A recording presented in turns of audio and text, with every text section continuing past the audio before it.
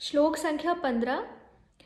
उपयुक्त प्रकार से हर्ष और आश्चर्य से चकित अर्जुन अब भगवान के विश्व रूप में दीख पड़ने वाले दृश्यों का वर्णन करते हुए उस विश्व रूप का स्तवन करते हैं, स्तुति करते हैं। अर्जुन क्या कहते हैं? पश्यामि देवांस्तव देव देहे सर्वांस्तथा भूत विशेष संघान ब्रह्माण मीशम कमलासनस्थ मृषींश्च सर्वानुरंगाश्च दिव्यान। पश्यामि देवान तव देव देहे सर्वान तथा भूत विशेषंघान ब्रह्माणम ईशम कमलासन स्थम ऋषीन च सर्वान उर्गान च दिव्यान। उर्गान का शाब्दिक अर्थ है सर्पों को, पश्यामी का अर्थ है देखता हूं।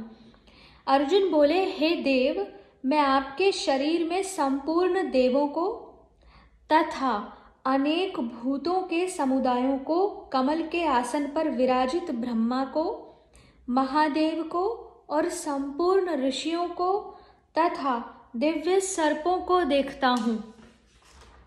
प्रश्न है, यहाँ देव संबोधन का क्या अभिप्राय है?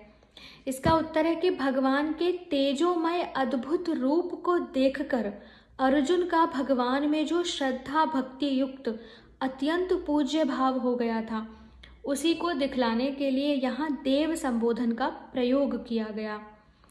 प्रश्न है, तव देहे का क्या अभिप्राय है? देह का अर्थ है शरीर में, तो इसका उत्तर है इन दोनों पदों का प्रयोग करके अर्जुन ने यह भाव दिखलाया है कि आपका जो शरीर मेरे सामने उपस्थित है, उसी के अंदर मैं इन सब को देख रहा हूं। प्रश्न है, जब अर्जुन ने यह बात कह दी कि मैं आपके शरीर में समस्त चराचर प्राणियों के विभिन्न समुदायों को देख रहा हूं, तब समस्त देवों को देख रहा हूं, यह अलग कहने की क्या आवश्यकता थी? उत्तर है कि जगत के समस्त प्राणियों में देवता सबसे श्रेष्ठ माने जाते हैं, इसलिए उनका नाम अलग लिया गया। प्रश्न है, ब्रह्मा और शिव तो देवों के अंदर ही आ गए, फिर उनके नाम अलग क्यों लिए गए?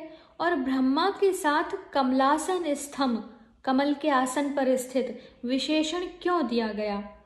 इसका उत्तर है कि ब्रह्मा और शिव देवों के भी देव हैं, महादेव हैं तथा ईश्वर कोटि में हैं, इसलिए उनके नाम अलग लिए गए हैं। एवं ब्रह्मा के साथ कमलासन स्थम विशेषण देकर अर्जुन ने यह भाव दिखलाया है कि मैं भगवान विष्णु की नाभि से निकले हुए कमल पर विराजित ब्रह्मा को देख रहा हूं, अर्थात उन्हीं के साथ आपके विष्णु रूप को भी आपके शरीर में देख रहा हूं।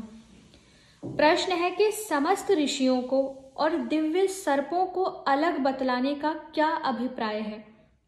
इसका उत्तर है कि मनुष्य लोक के अंदर सब प्राणियों में ऋषियों को और पाताल लोक में वासुकी आदि दिव्य सर्पों को श्रेष्ठ माना गया है, इसलिए उनको अलग बताया गया।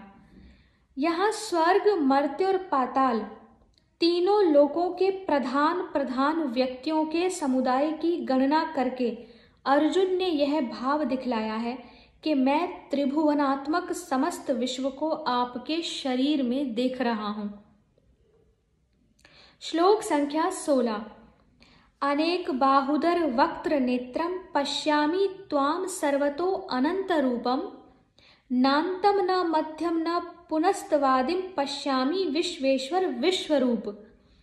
अनेक बाहुदर वक्त्र नेत्रम पश्यामि त्वाम सर्वतः अनंत रूपम न अंतम न मध्यम न पुनः तव आदिम पश्यामि विश्वेश्वर विश्वरूप।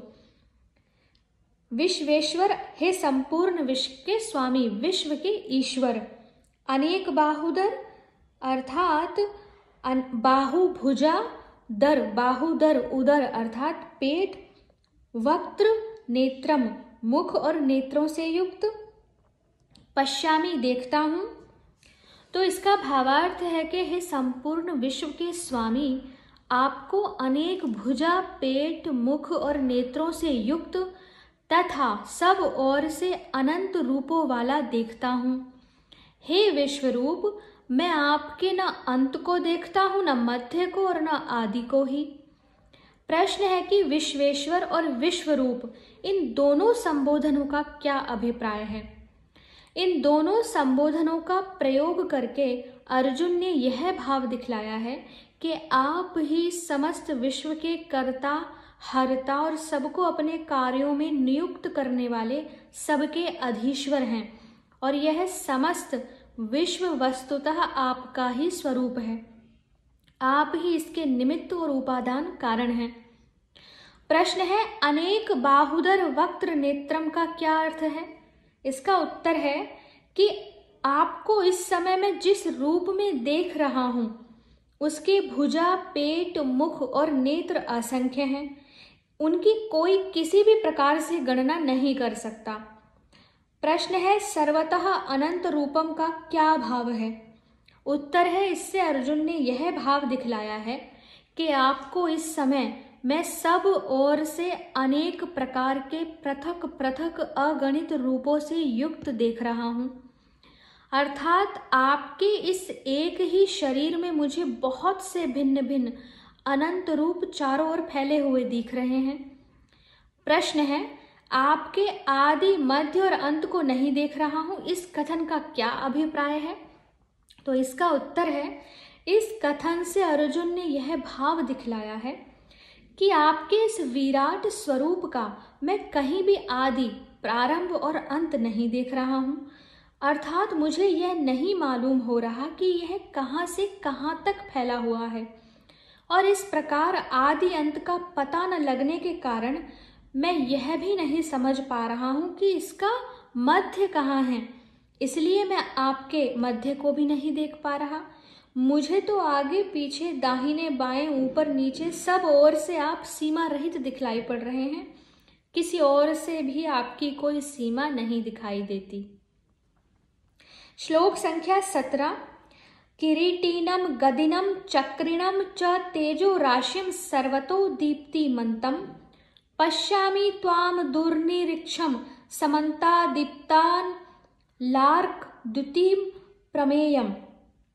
किरीटिनम गदिनम चक्रिणम च तेजो राशिम सर्वतः दीप्तिमन्तम पश्यामि त्वाम दुर्निरीक्षम समन्तात दीप्तान लार्क द्युतिम अप्रमेयम।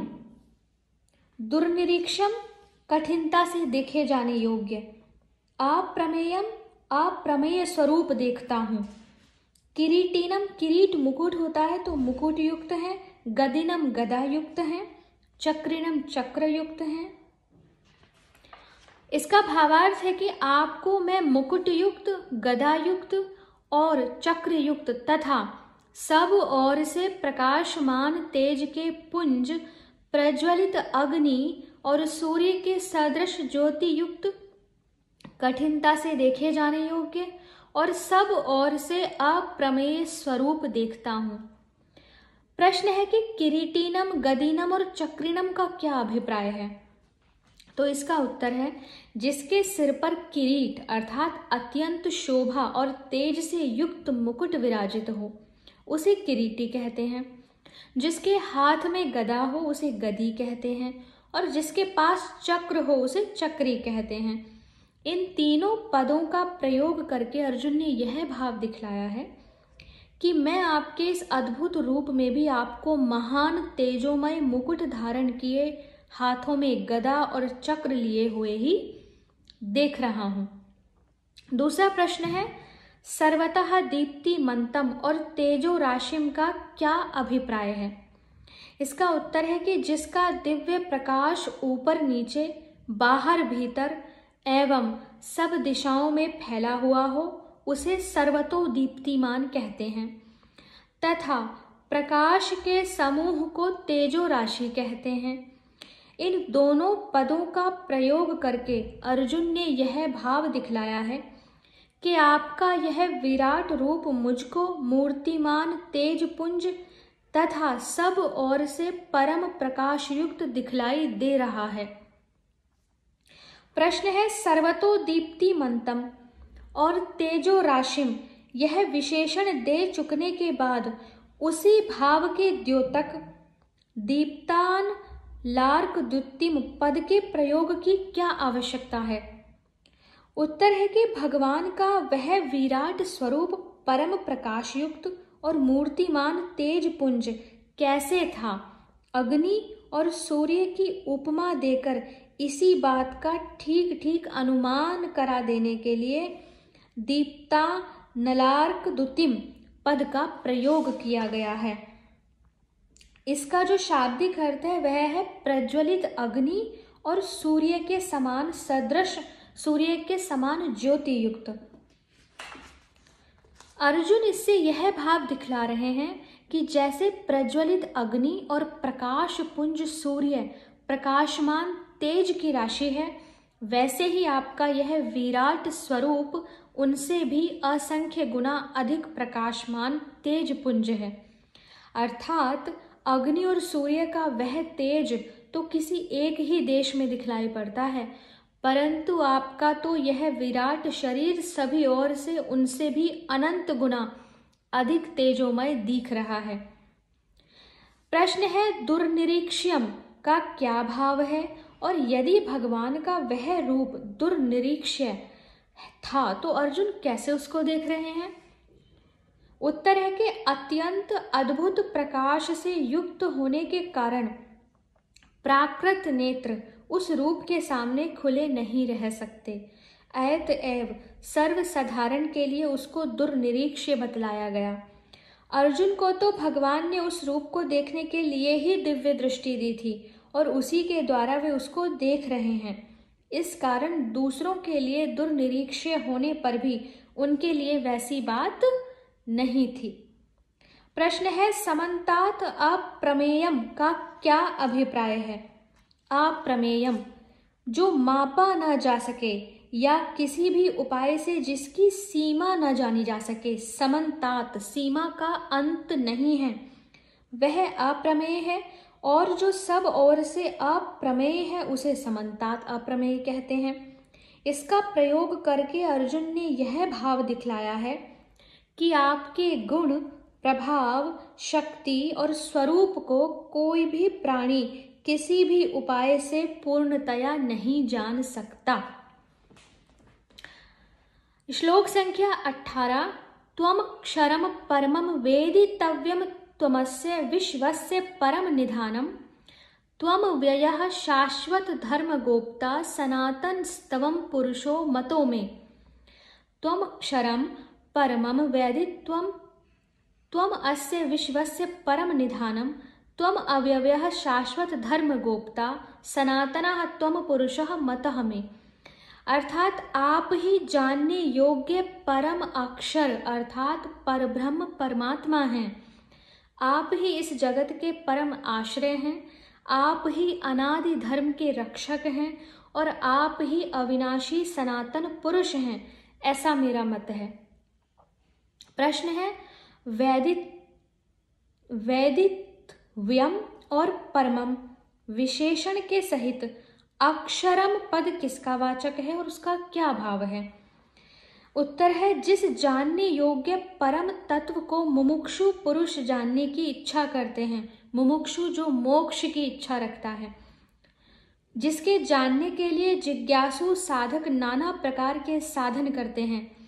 8वें अध्याय के 3 श्लोक में जिस परम अक्षर को ब्रह्म बतलाया गया है, उसी परम तत्व स्वरूप सच्चिदानंद घन निर्गुण निराकार पर ब्रह्म परमात्मा का वाचक यहाँ वेदितव्यम और परमम विशेषण के सहित अक्षरम पद है। और इससे अर्जुन ने यह भाव दिखलाया है कि आपका विराट रूप देखकर मुझे यह दृढ़ निश्चय हो गया कि वह परब्रह्म परमात्मा निर्गुण ब्रह्म भी आप ही हैं। दूसरा प्रश्न है निधानम पद का क्या अर्थ है? निधानम आश्रय हैं और भगवान को इस जगत का परम निधान बताने का क्या अभिप्राय है? उत्तर है कि जिस स्थान में कोई वस्तु रखी जाए वह उस वस्तु का निधान अथवा आधार कहलाता है। यहाँ अर्जुन ने भगवान को इस जगत का निधान कहकर यह भाव दिखलाया है कि कारण और कार्य के सहित यह संपूर्ण जगत आप में ही स्थित है, आपने ही इसे धारण कर रखा है, अतएव आप ही इसके आश्रय हैं। प्रश्न है, शाश्वत धर्म किसका वाचक है और भगवान को उसके गोप्ता बतलाने का क्या अभिप्राय है? शाश्वत धर्म गोप्ता, जो अनादि धर्म का रक्षक है, उसे गोपनीय, जब आप कोई संदेश गोपनीय रखते हैं तो उसकी रक्षा हो जाती है। ऐसे ही भगवान सनातन धर्म की रक्षा करते हैं, तो वो शाश्वत धर्म गोप्ता है। इसका उत्तर है कि जो सदा से चला आता हो और सदा रहने वाला हो, उस सनातन धर्म को शाश्वत धर्म कहते हैं। भगवान बार बार अवतार लेकर उसी धर्म की रक्षा करते हैं, इसलिए भगवान को अर्जुन ने शाश्वत धर्म गोप्ता कहा, भगवान को। दूसरा प्रश्न है, अव्यय और सनातन विशेषण के सहित पुरुष शब्द के प्रयोग का क्या अभिप्राय है? अव्यय, जिसका कभी नाश न हो, उसे अव्यय कहते हैं, तथा जो सदा से हो और सदा एक रस बना रहे, उसे सनातन कहते हैं। इन दोनों विशेषणों के सहित पुरुष शब्द का प्रयोग करके अर्जुन ने यह बतलाया है कि जिनका कभी नाश नहीं होता, ऐसे समस्त जगत के हर्ता कर्ता सर्वशक्तिमान संपूर्ण विकारों से रहित सनातन परम पुरुष साक्षात परमेश्वर आप ही हैं। श्लोक संख्या 19 से आगे के वीडियो में पढ़ेंगे। हरे कृष्णा।